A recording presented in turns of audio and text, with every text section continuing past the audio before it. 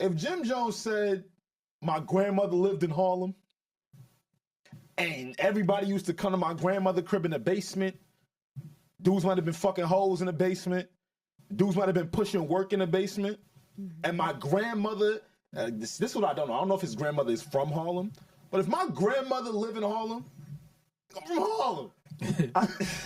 My grandmother lived there. I don't get a pass. My grandmother lived there. No, I'm not answering.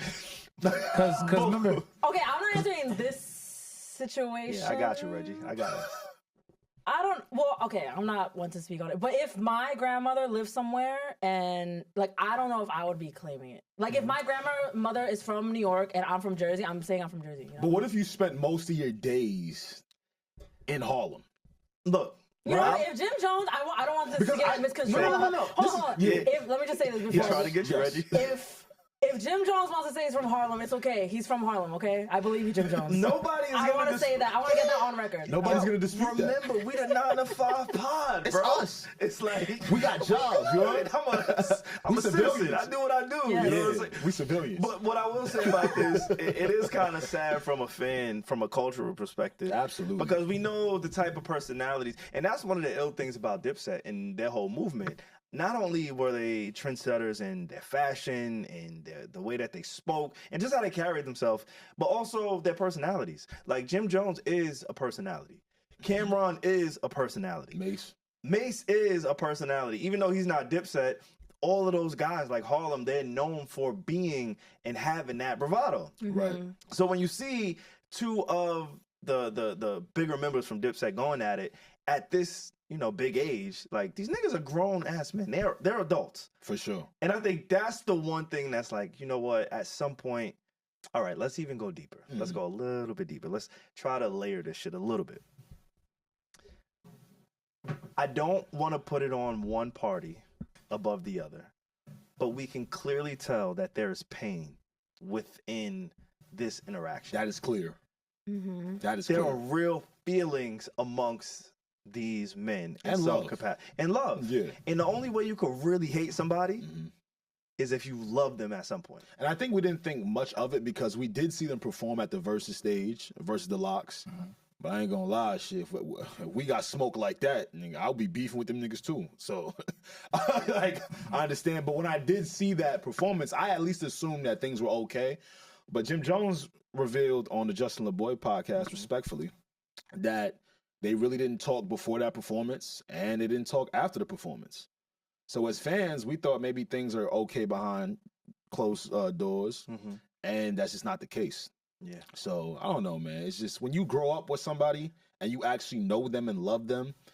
I know we're all in their business. We all in the group chat, but there are just some things we'll never be able to speak to. For sure. What do you think about the part where Cam was like, he referenced all the music videos that him and Mace were in, and then he was like, he called Jim Jones a fan. He was like, "Yo, you a fan?" Yeah, see. Was it when he was saying that that Jim Jones the compilation where he was like, Mace taught me how to rap. Mace taught me how to rap. Are you talking about that or something else? It's around the same thing. That's crazy. Yeah. Around the same thing, but also him saying that what was it? Jim Jones. Yeah, he treated it like a fan. Yeah. He was basically trying to picture it as if Jim Jones didn't show up until we was lit. Yeah. Right. And he wanted to be like us. Or exactly. something? Child of the Corn, which is the group that he Camron created with his cousin Bloodshed, etc.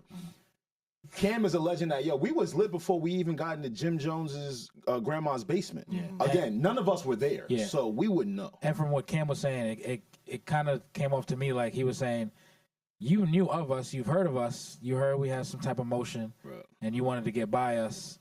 And then he was like, Cam was like, you was just always a cool dude that you just kind of fit in.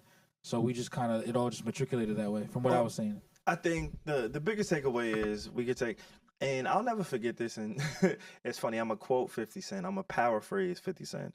And 50 Cent had something to do with this whole engagement between the two of them. Of course he started the whole thing. And I don't even think he did it on purpose. I think that, he Cam asked him a question. Yeah, Cam asked him a question. And like Cam said, because even when I listened to the interview with 50 Cent and Cam, I didn't think it was a malicious question.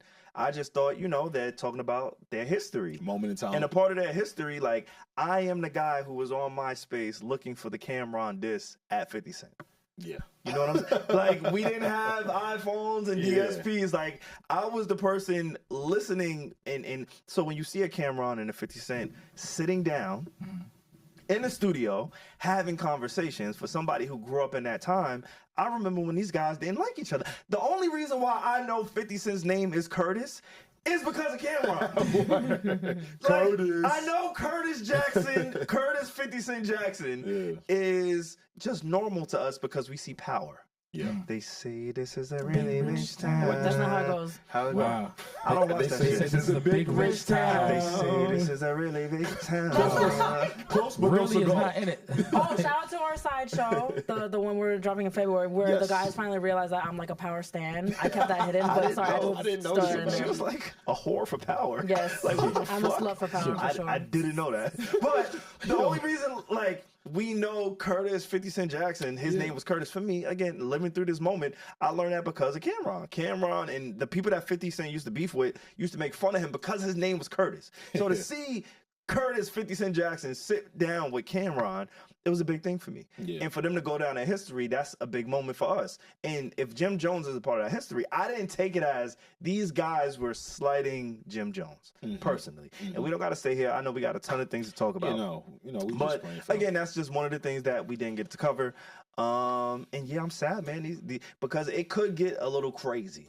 I'm sad because you know what it's like to have brothers. Yes. And sometimes you take on the battle of your brother. And that goes for vice versa, right? That goes for Cam and Jim Jones and Cam. So again, things we'll never be able to speak to, but as people that grew up with their music and are fans of them, this shit just looks whack. Alex, real quick, I'm sorry, Reggie, to cut you off. Yeah. Did you ever have a breakup, like a Brody breakup? A Brody breakup. With your, like, somebody you thought was your man's? Ooh. Because I know you've been through a breakup. We So- both been with each other through breakups. But also, one thing about Alex, and SaVon as well, but Alex, he has his besties. Like, his best friend relationship with his guy best friends is so strong. So. Even though I have like multiple friend groups, like I do have people. We know the two faves. Don't do that. Don't see you want good people. Just say You want good people names. jealous out. No, Don't do that. the two faves are SaVon and Reggie. We know. Damn, I didn't even make the cut. Oh shit, you back. Oh no, Pete, come on, come on. Nah, it's all They right. said two. I didn't make the number. Pete, you my third. Come on, twin. My fault, go ahead. But do you know what it's like breaking up with a friend, like a male best friend? Now, again, So we can say these things, we can have these conversations with a 9 to 5 pod, okay? Yeah. For all the gangsters who tuned in for the Jim Jones and the Cam shit, this might be uncomfortable for y'all. But have you ever broken up with a man? Nah, I ghost niggas. Wait, what do you mean? That counts as a Yo, bro. Yo. No, Sometimes that be the worst ones. no, but I was in a situation, and it's funny because I brought up taking on the battles of your friend. Yes. I have definitely been in that scenario with one of the people you guys know. And it was one dude we was all cool with. One day that dude tried to disrespect my homie.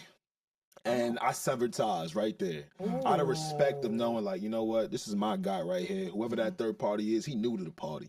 We're not gonna do that. But Brody breakups are absolutely a thing. Brody breakups. When I'm telling a nigga, I just leave him on red.